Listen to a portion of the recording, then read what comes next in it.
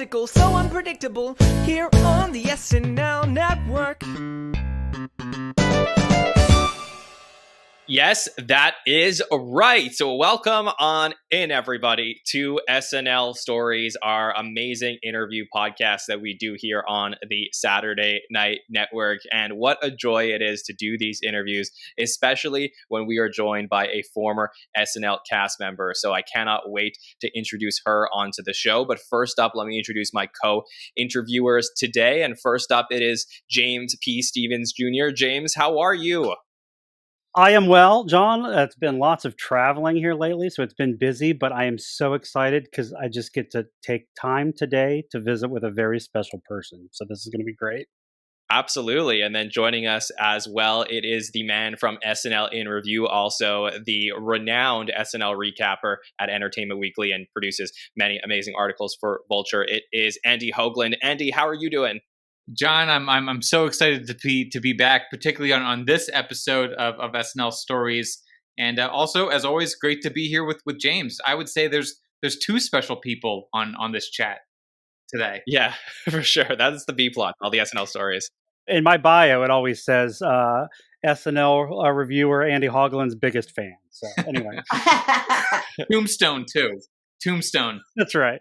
Well, Andy Hoglund was the impetus for producing this particular episode of the show because a few years ago, he was able to sit down with the lovely Denny Dillon, season 6 cast member of Saturday Night Live. And there's this amazing article in Vulture that talks all about Denny's career and her life. So I am so pleased to be joined today on the show by Denny to talk a little bit more about that article and her career. So Denny, how are you doing?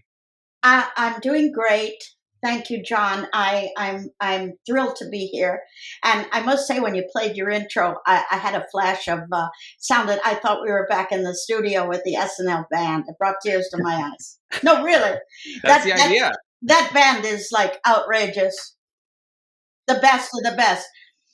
Not to flip ahead, but Aretha Franklin was a guest when I was on the show, and her band was upset the day we were going to record, and they didn't show up. So the SNL band got to play with her, and they were over the moon, and it was fabulous.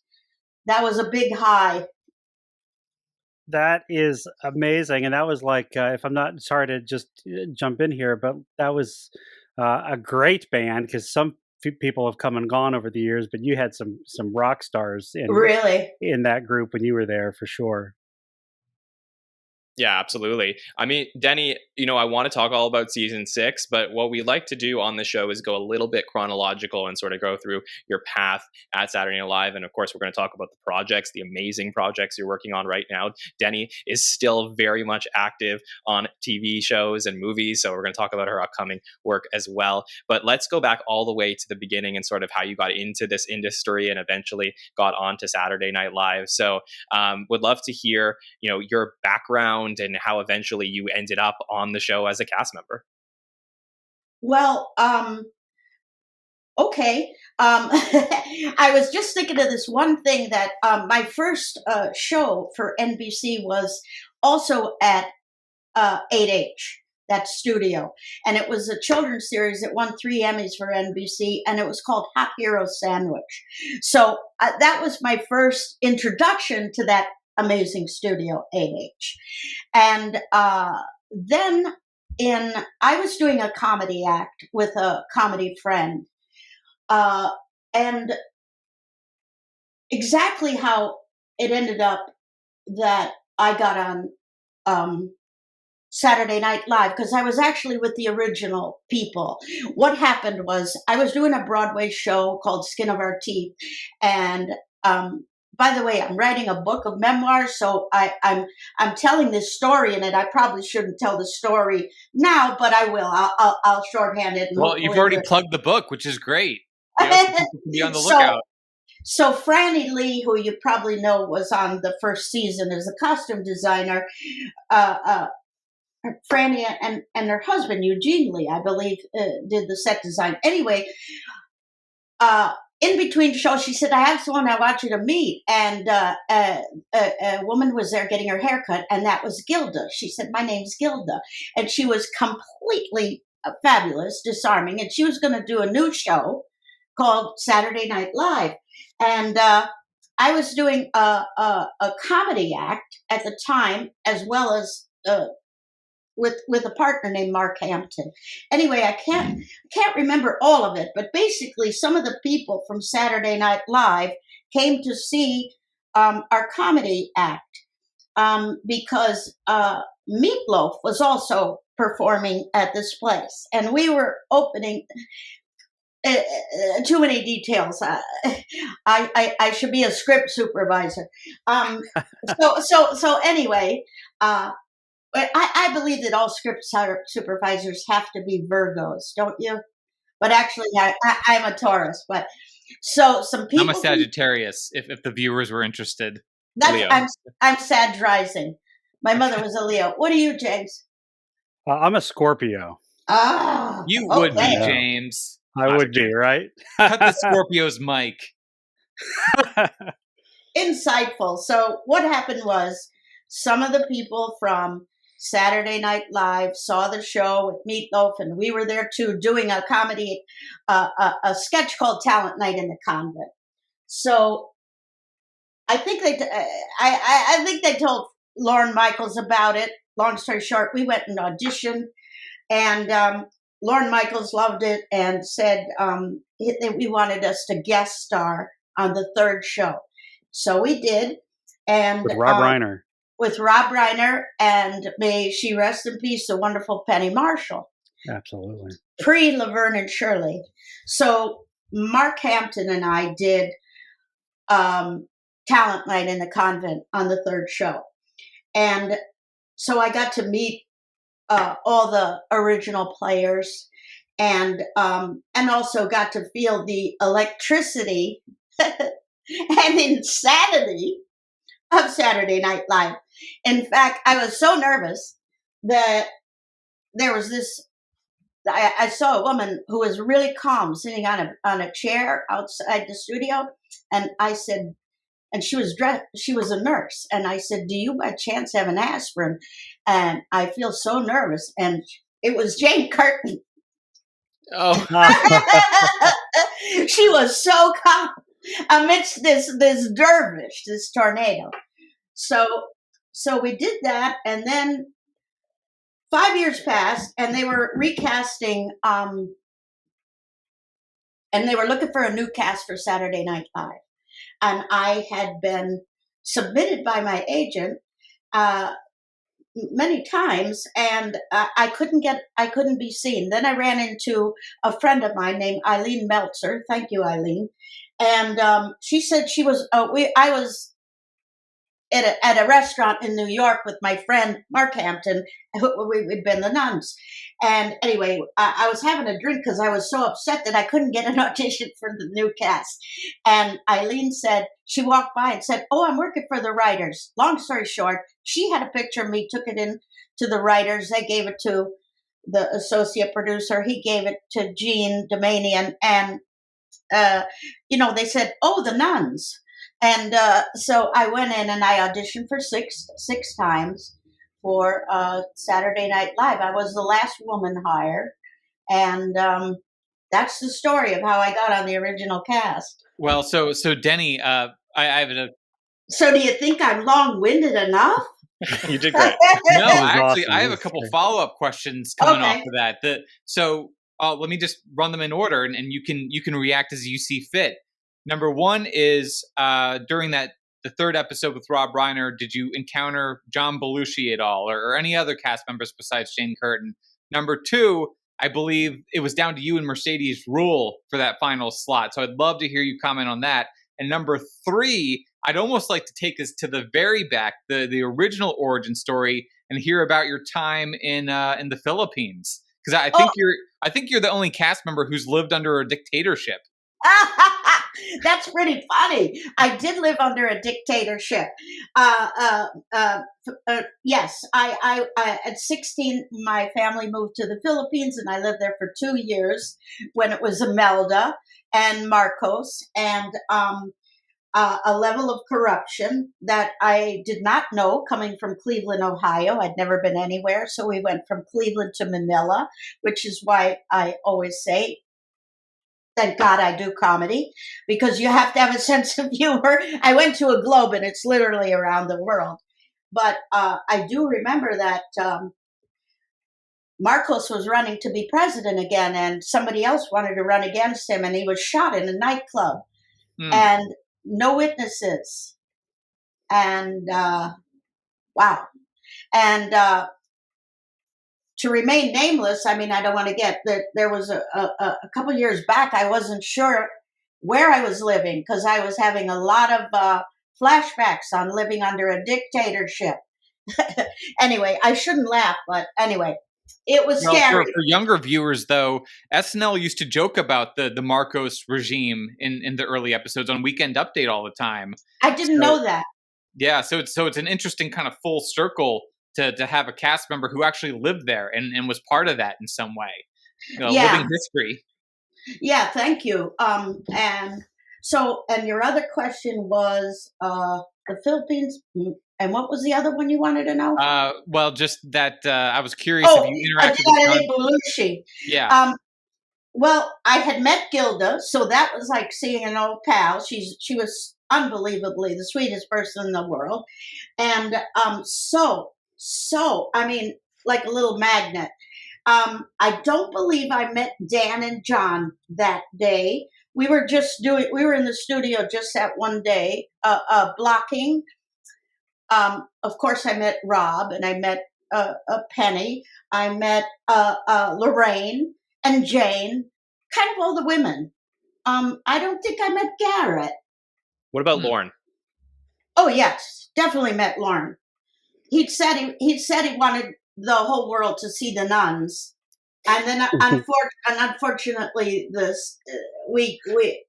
he came to us the next day and said there were non-negotiable cuts, and they came from the censors, because in those days, well, my friend was a man and he was dressed as a nun, and that was a big deal. And then the whole Catholic thing. Right.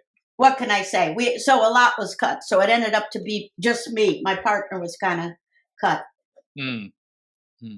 But then, flashing forward to 1980, it's down to you and Mercedes rule, I believe. Oh yeah. Right? So I saw Mercedes. I had 6 auditions. I assume she did, and the women got smarter. And then it was just she and I, and we got to talking, and I thought she was amazing. And actually, our last audition, we went upstairs to what's it called again? It used to Rainbow Room. Yeah, the Rainbow Room, the top of the rock or whatever. And we had a drink together, and we both wished each other all the best. And I remember her saying to me, well, I don't really want this job. And I said, what? You don't want it? She goes, no, I want to play Medea in Denver. So I burst out laughing. I thought it was a joke, but she meant it. And I guess she got to do it because they cast me. But I mean, she had an Oscar, I believe, a year later.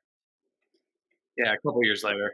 That's incredible. So, Denny, I think that for current viewers of the show, when they go back and they watch older seasons, it's a really fascinating viewing experience of getting to watch these first 5 years, learning and loving this cast. And then there's this, bizarre change between 5 and 6, where all these new people come in that we don't know as well. And it's really the first time we have this major turnover. First time a change, yeah. Exactly. So it's an incredible experience for a viewer, but I'm sure living it as well was really interesting for you. And we basically open up season 6, episode 1, which is in November of 1980.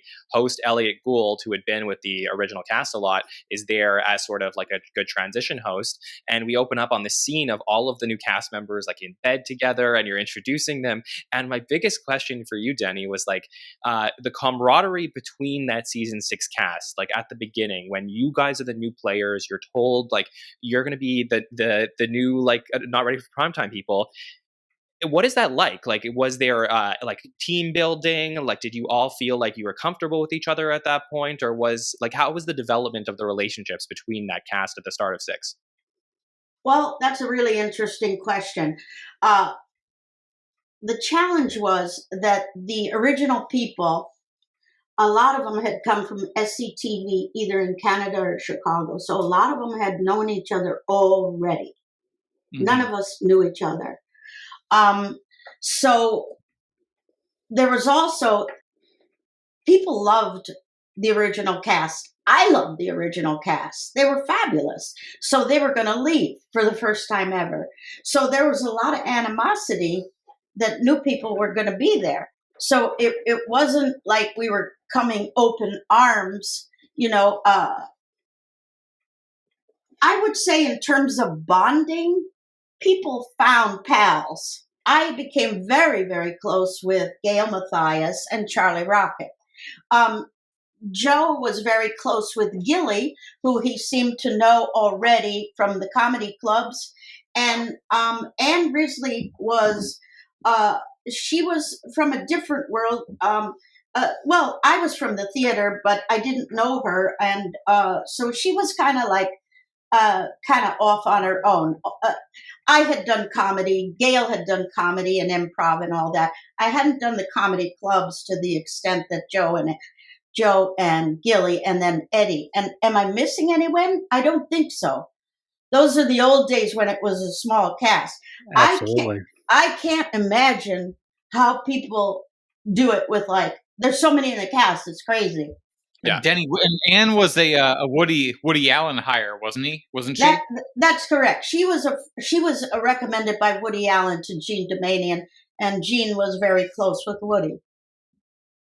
And as we mentioned that first episode, and Elliot Gould and everybody in the bed, let's not brush under the bed the fact that Denny, you spring out from the bottom and you're the first live from New York.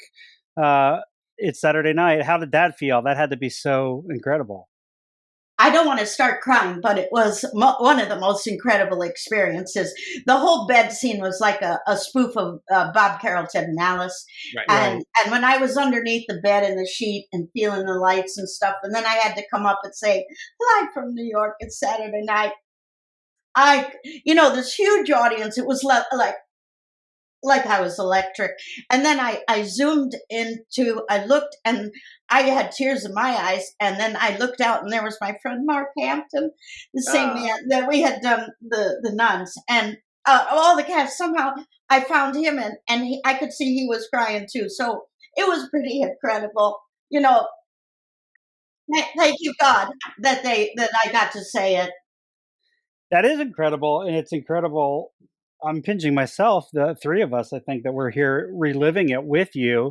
I never got to say it again, but it was really extraordinary, a career high. You know what I mean? One of them. Mm-hmm. Oh, for sure. So let me back up. You beat me to it because I was going to get to Ohio, being as I grew up in Ohio, not Really? Cleveland, but from the Dayton area. Mm-hmm. So I knew that and was looking forward to bringing that up. And then you find yourself on Broadway.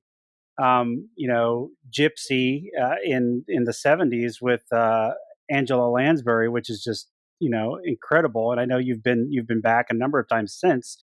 But then Saturday Night Fever, which was like the biggest movie, not just that year, but for a long time, and is still one of those, like that experience playing Doreen, I would imagine had to have been pretty darn special.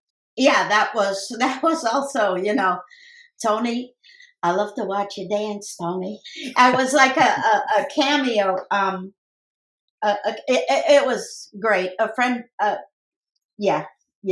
All of us, it was our first movie, and that was also extraordinary. And we got to hear the Bee Gees. for the first time. Oh, that music had never been heard. Dancing to it. That was another one where I didn't know if I was on earth or in heaven.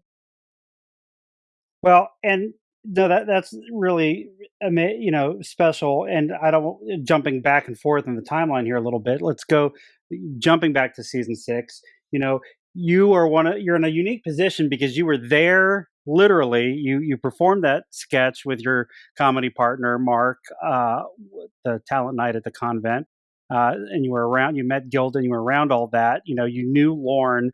So, of course, Jean worked with Lorne. But in season 6, and again, I just have the best things to say about, if it wasn't for Gene, if it wasn't for Dick, I mean, us SNL fans, we would not be here still enjoying the show that is, reaching its 50th anniversary here in just moments, right away. So to just say, what did you? Can you describe a little bit about just working with Gene? Executive producer. She's in this new role. You are all new cast members. Just in terms of the work week and the dynamic, it seemed like to a certain extent, and there's nothing wrong with it, that people were sort of building the bridge as they were crossing it. Yes. I loved working with Gene. Saturday Night Live is classically a boys' club. And working with Gene, she really, I have to say one thing right at the top. Jean Doumanian found Eddie Murphy. I rest my case, Your Honor. Right. And she found me and Gail and all that. And so she gave me and Gail a lot to do. And I was able to bring a lot of original characters that I had created to the show. I don't know if it would have been possible. At first, we had difficulty getting guest stars because a lot of people were loyal to Lorne. But ultimately, it was all broken when Bill Murray did the last show of our season. And then after that, there was a writer's strike. And he came on and kind of gave us his blessings. But we have some extraordinary music people, too. Gene had been the music person with Lorne. And they didn't even know. Anyway, we had like Prince making his television debut. Right. We had Debbie Harry and Blondie. They were the music guests, and Debbie Harry was in the sketches, and she was wonderful, wonderfully funny. And as I had said before, Aretha. And so we had some pretty extraordinary people. I loved especially working with Ellen Burstyn. And so we had some, the thing about Saturday Night Live, for me, and I would imagine other people, even if they did one season or whatever, it's like you've jumped through a hoop of fire, and it's like you've had completely electricity run through your veins. You have usually just one rehearsal. So, like, I have a tendency in my work to do everything perfect the first take. And I know that's from SNL. There were no more chances. And if you didn't remember your blocking, which you got maybe once, and then the camera came there, you know what I mean? It was great training, and you feel like you could probably do brain surgery if you've managed to go through that experience. There's nothing in the world as exciting as live. And there was an audience there, which I was used to from the theater, but it was also camera. That was another addition. And then you couldn't even think about all the millions watching you. But I remember being so nervous that first show, and Elliot was so sweet. He said to me, I try not to take myself too seriously. I thought, oh man, that was a gift. For sure. Denny, can I ask you about your relationship with Gilbert Gottfried? Because on rewatch of that season, I feel that the connection on screen between you and Gilly seem to be the strongest for me among your cast. So I find it so fascinating that you said that you really felt like you had a connection with Charlie and Gail. So because I wouldn't have expected that. I would have expected it to be Gilly. So can you talk about that a little bit? I sure can. Uh, Gilly was amazingly talented. You know the character Pinky and Leo Waxman, Yeah, and of course. What's It All About, Leo? Those were two characters that I created with Mark Hampton talent in my comedy act. So I brought those to Saturday Night Live, asking his permission. Is it okay if I bring those? And he said, of course. What's the point? I say no, and then they never see the light of day. So Gilly was Leo. So I think we did have a good connection when we were on camera. As far as a pal, I loved him, but he was really like best friends with Joe. I don't know what more to say. They were inseparable, just kind of like how Gail and I were. It wasn't that we were not friends. It's just he and Joe knew they knew the comedy clubs, and they had that, and they were very close. And then when Eddie came on, Joe got real close to Eddie. Right. No, I was excited to hear. It's just always interesting to hear how people are gravitate towards these relationships as you're working, crazy hours and all that. I always enjoyed the work of Charlie Rocket. Oh God, the Rocket the Report. Rocket Report. Yeah. Brilliant. I thought it was brilliant. Absolutely, and because that is probably the most improvised. It was totally guerrilla theater. It was like guerrilla television. He would go out and just do it right away, very ahead of his time. And Right. I thought, and I also thought he was really good on Weekend Update. I thought he really felt like a real news person. So I really agree with you on that. And of course, my head always goes to the Charlene Tilton episode, which the through line, of course, was the JR who shot JR, the Dallas stuff. But what was your take on his dropping the F-bomb at the end? Was he just in a the show is I don't know, like where do you think that that came from? Or is it just too hard to tell?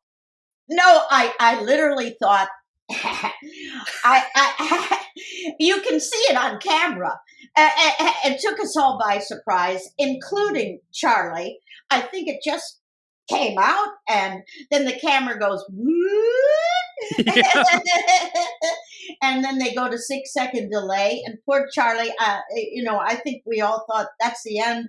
It was Jean who kept him from being fired that night, and she stood by him. I truly believe it just slipped out.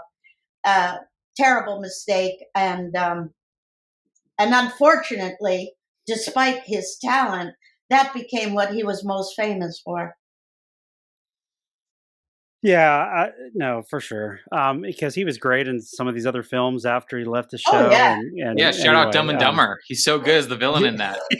Yeah, and Earth Girls are he's in that Easy, one too. Yeah. He's a good he was a good character comedy actor for a number of years. Whenever you'd see him pop up in things, you'd be like, yeah, it's Charlie Rocket. He was also on, I don't know if you remember that series, but I thought it was very good, Max Headroom. Yes. Oh, yeah. Yes. That's right.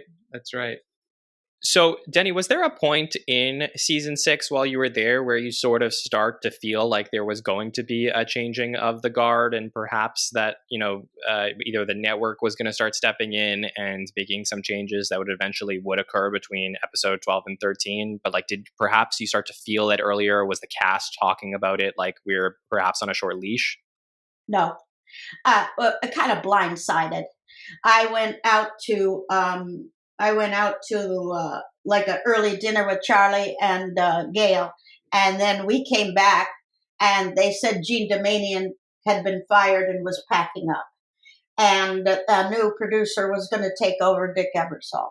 And everyone there, from the receptionist to every cast member, had to meet Dick Ebersol the next day, and and then we had to go in his office and get it up or down. And and he fired he fired Charlie, and he fired Gilly, and I'm not sure if there were any writers who were fired, but I can't remember that.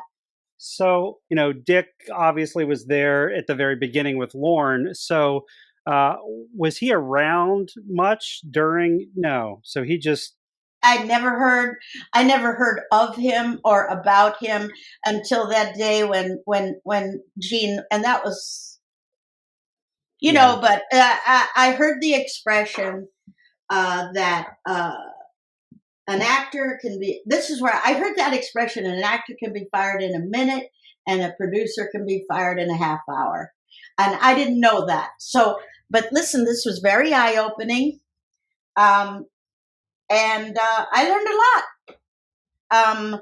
So yeah, we had to all go in, but I didn't see it coming.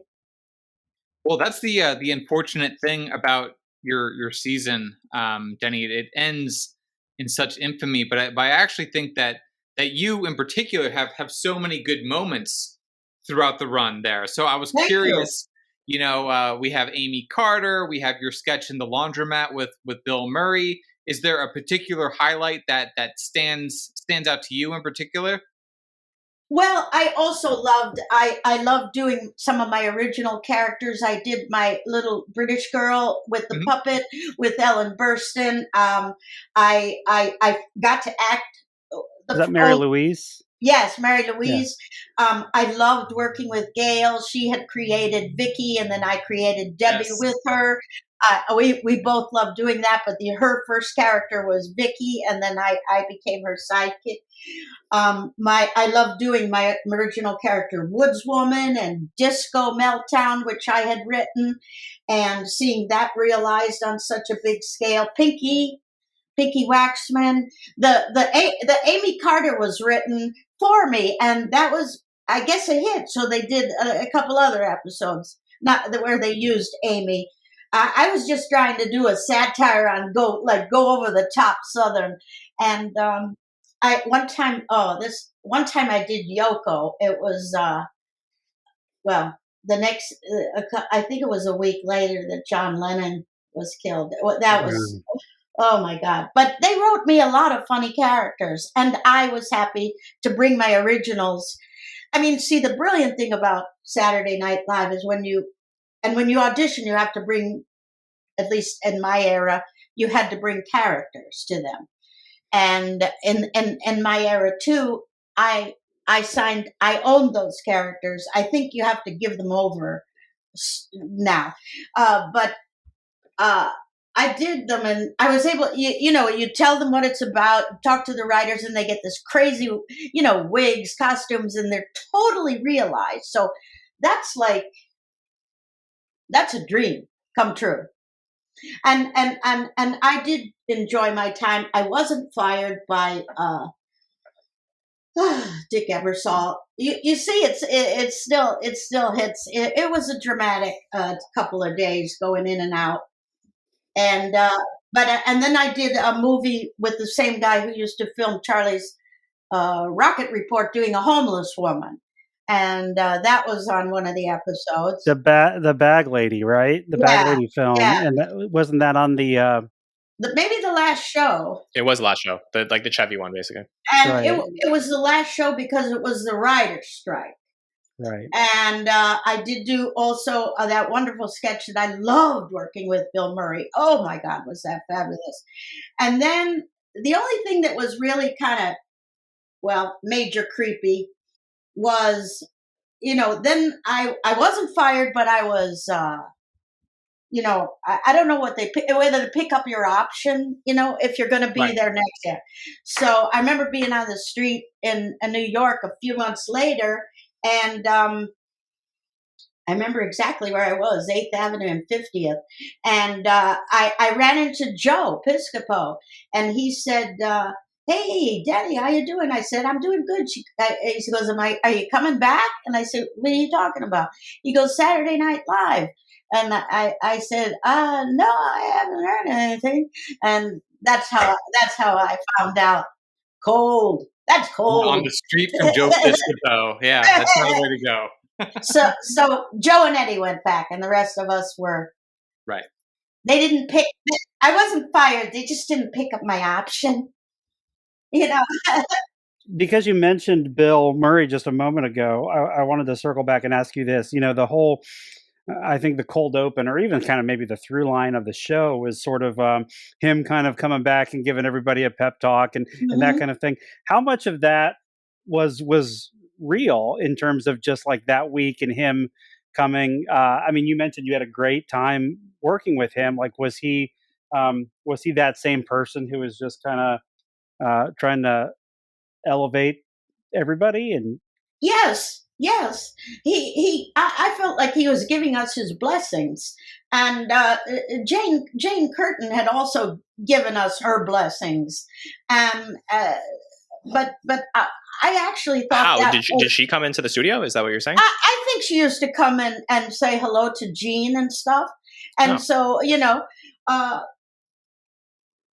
there might have been animosity from other people, but not Lorraine, not. Anyway, I won't go into details, but when Bill did the show with us, I felt like it was like his blessings, and we were going to move forward. So the fact that, well, first of all, there was a writer's strike, so it all came to a crash, and then it was everybody, Every man for himself. right. every man for himself. That's cool, though. That's really cool to hear about Bill. No, I was just going to say that's really cool to hear about Bill, and that had to be a great experience for everybody. It was. I loved acting with him. He's very improvisational, and I am too. And and the laundromat sketch was funny, but it also had a little bit of pathos in it. So I was happy to be able to show that aspect of myself. Mm-hmm. What was your experience like with Chevy Chase when he comes in for that following week, that last, infamous episode? Is there any major difference between Bill Murray and Chevy Chase the next week? I plead the fifth. Okay. Got it. Okay. Well, Denny, I have another question, because you brought up the writer's strike, and we were talking about the fact that the season basically is supposed to continue a little bit, but it doesn't. And there's been some rumors in the fan community for years about potential episodes in season 6 that never actually happened. And I was wondering, I don't know if you recall it all or had ever heard of these things, but I would like to just run by you in case you have. There were rumors that after that Chevy week, we were supposed to have a co-hosted Tom Davis and Al Franken episode the week after. Do you have any recollection of that? A vague memory, yes. Okay. Yes. Okay. And then what about the rumor that Buck Henry was also supposed to come back and host finally at the end of season 6? I never heard that. Okay. Interesting. Yeah, because there's a lot of what if questions about the potential of like what would have happened if season 6 had continued. So here's another one: is if there was no writer strike and you had been given the opportunity to then go on and work with the Robin Dukes and the Tony Rosados who would come in right at the end there for maybe perhaps a few episodes, do you think that you would have potentially been asked back for season 7 at that point, or because it was one episode, that was probably where there was easier to take that leap onto a new cast? Run that question by me again. Sure. Like if I would have been continued on, and I think Dick had temporarily picked Tony Rosado and Robin Duke. So in the episode 13 of season 6, we get to see Robin Duke and Tony Rosado, who would end up becoming cast members full time in season 7. But it is their first episode, right? Yes, Kazurinsky. Yes, yeah, Kazurinsky, exactly. Yeah. Yeah, and but you and Gail and Joe and Eddie were all still there, and I always felt like that episode was a potential like tryout for bringing some like new blood into the cast, and it sort of gets cut short because of the writer strike. So I'm curious your thoughts if perhaps there was no writer strike and you had continued to work on a few more episodes with some of the new cast, if you believe that would have given you a better shot for coming back for season 7. I really don't have any opinion on that. It was all such a slightly traumatic time, all that we went through, all that. So I don't know. I do remember becoming pretty close to Tim Kazurinsky. Yeah, the other people I didn't really have any. I don't know that I had any things to do with them, but so I didn't. I really can't say. I really can't say. I think wasn't Laurie Metcalf there for about a second? Yeah. And Catherine O'Hara, they were trying to get her there, but she just saw how insane it was and said, "I don't think so." Yeah. Did you interact with either of them? Not how insane the show was. How insane when they were firing everybody. And, I can't go into it. My moon's in Libra, which is a sign of diplomacy. That's fair. But Denny, you didn't interact with Laurie Metcalf or Catherine O'Hara that last week? I did talk to Catherine. I did talk to Catherine, and I didn't get a chance. I wish I would have got to meet Laurie Metcalf. I later saw her in, I don't know if they've done Steppenwolf. Have you guys ever seen the Steppenwolf Company? She was in the original. They did, Yeah, so, Gary Sinise and John Yes, Malkovich. yes, Yeah. all of them. Brilliant. Before we step, Go ahead. yeah, I was sorry. I was just going to say before we step away from Baum and Gilead. That's what I saw them do. And Laurie Metcalf had a sensational long monologue. That might have been after what we're talking about. Right. Before we step completely away from, or off SNL for a minute. Are you sorry you ever interviewed me? Never. No. This is great. Absolutely. This is fantastic. This is fascinating. Denny, you're the sweetest person. What do you remember about? We mentioned obviously cast members, but there was a writing team of David Sheffield and Brian Doyle Murray was there. But Terry Sweeney, who ends up coming to be in the cast a number of years later, was writing when you were there, right? Yes, Terry and I were really good pals, and I loved his writing. And he used to write with a woman named Pam. They wrote a lot, and they wrote a lot of stuff for me, for Gail, and we got on a lot. There were some wonderful David Pam Norris, right? Yes. They wrote together. And Pam Norris I ran into later on in my career because I was on Designing Women, and she was the writer on that. I always loved her writing. It was very, very quirky. And I love Sweeney's writing. I was really thrilled for him when he got to be on the show. And David Sheffield, was it Blaustein? Was that his partner? Yep. Blaustein and Sheffield. Yep. Barry. They wrote a lot for I think they wrote a lot probably for Eddie, but they did write a wonderful sketch for me too, and I liked them a lot.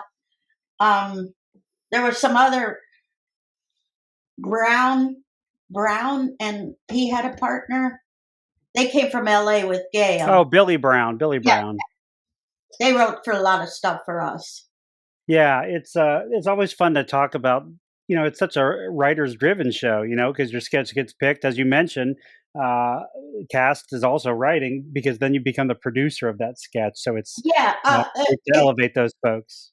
The thing I was talking about with we had 7 people, right? I think we had one more woman than, no, that's not true. They had Gilda and Jane and Lorraine. Well, we want to know what happened to Yvonne Hudson, if that's where you're going.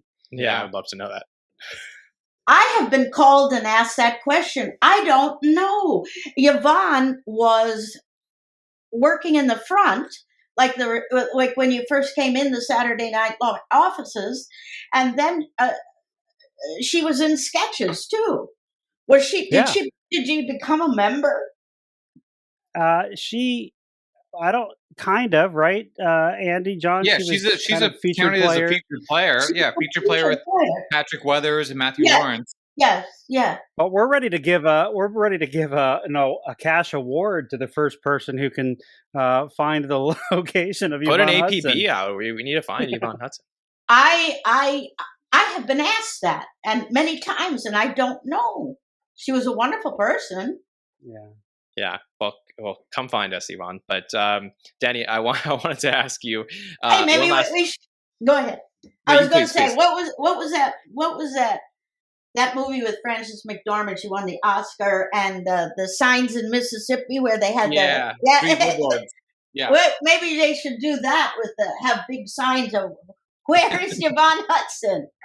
Yes, right. Well, we're gonna make this happen one day. But Denny, I do want to ask you one last SNL question before we talk about a little bit of your post SNL career, which is, did you ever either come back to visit the show, or have you watched the show very much since your time at Saturday Night Live? Well, I was invited often for the reunions. And that was always wonderful to see people. It was unbelievable to see people. Like, for instance, Ann Beats. She's in heaven now, but she was a writer on the original show. So in the reunions, I would run into her, and that was fabulous because it was wonderful. But I think I was invited to the 15 and 25, but I think I was not invited to the 40th reunion. I was kind of heartbroken. So Really? I guess I won't be invited to the 50th either. Well, maybe we need to make that happen now based off this podcast. We'll try. To make that I think, John, can you commit to support that in the next 2 years? I could commit to supporting that 100%. Yeah. All right, we're making news now. Oh, thanks. No, I love being invited. Those I met Sherry O'Terry and a lot of the wonderful people who were on seasons previous, and but the 40th, I think they just had a lot. I don't know why.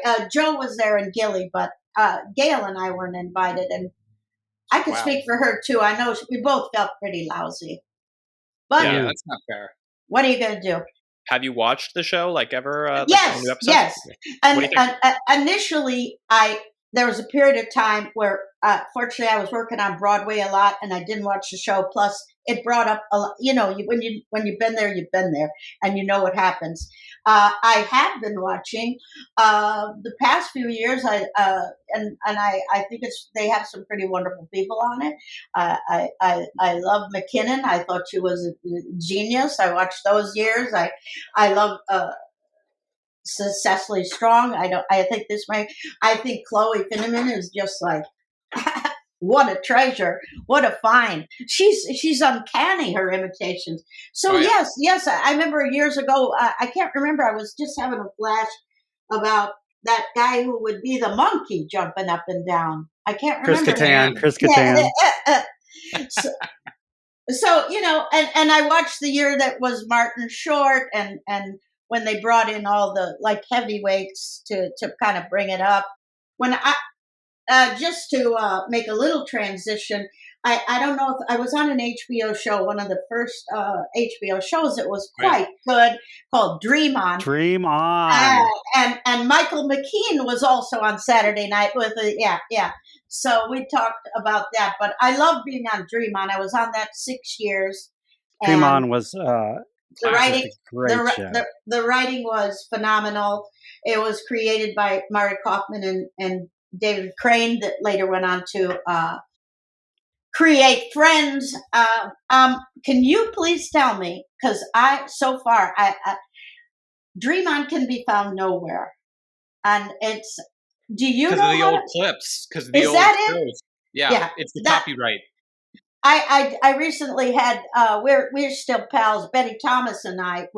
She was a director on Dream On the first couple of years, and I told her I think it's the clips because it's a mystery. People ask me all the time; they can't find it anywhere. And I thought my character was great. The writing was tops, anyway. Oh, well. Well, just to kind of transition into the post-SNL part of your career, one thing that I had meant to ask you about when we did the Vulture interview, Denny, was you've done so much animated work over the years: Courage the Cowardly Dog, Ice Age, Problem Child, Bobby's World was always a personal favorite of mine. Batman. Yeah, Batman the animated series. Both those were very key to my development as a young child. But wanted to ask, how much do you credit SNL with that? Is that, I know like Gail Mathias was on Bobby's World. Is that how you got into that? How I got into voices in the first place was I was on SNL as a regular that season, and someone from Atlantic Records called me, and they said, "Do you do voiceovers?" I didn't even have an agent, and I said they wanted me to do some voiceovers for their record company, and I said, "Okay, I'll do that." And then George Carlin also got in touch with me through SNL and about being on his album, A Place to Put My Stuff. And so then finally I went to an agent in New York, Don, I can't remember. And I said, "Look, I keep getting these voiceover jobs. Would you handle me?" And they said, "Yes." So that's kind of what happened.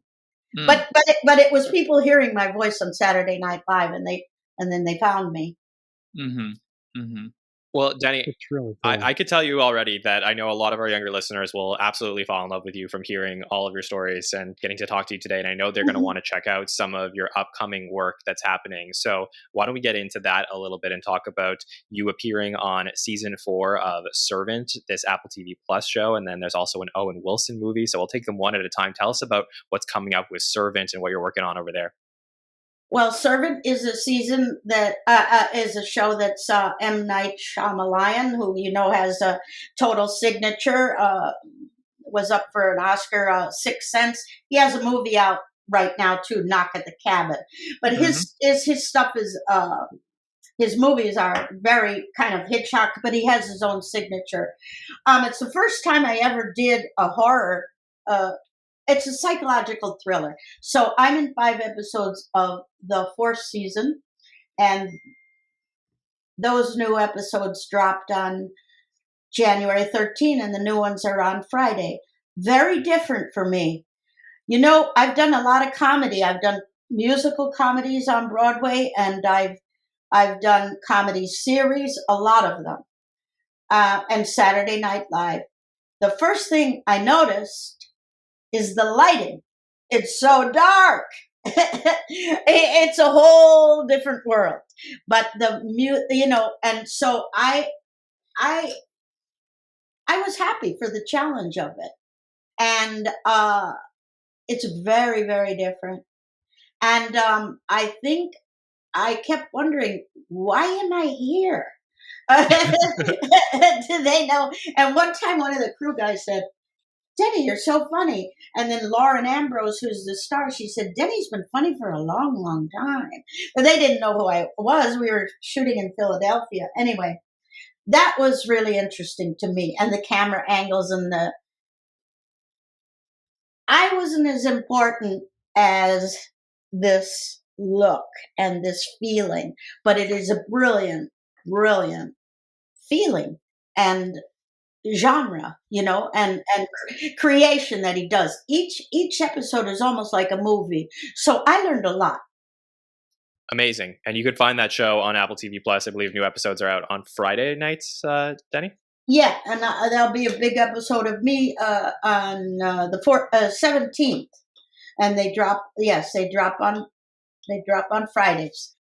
Awesome. And then start of season 47 of Saturday Night Live, we had Owen Wilson hosting the premiere. So obviously a lot of SNL fans are familiar with Owen if they don't know him from his other movies, but you are also appearing in an Owen Wilson movie coming out in April. So can you tell us about that?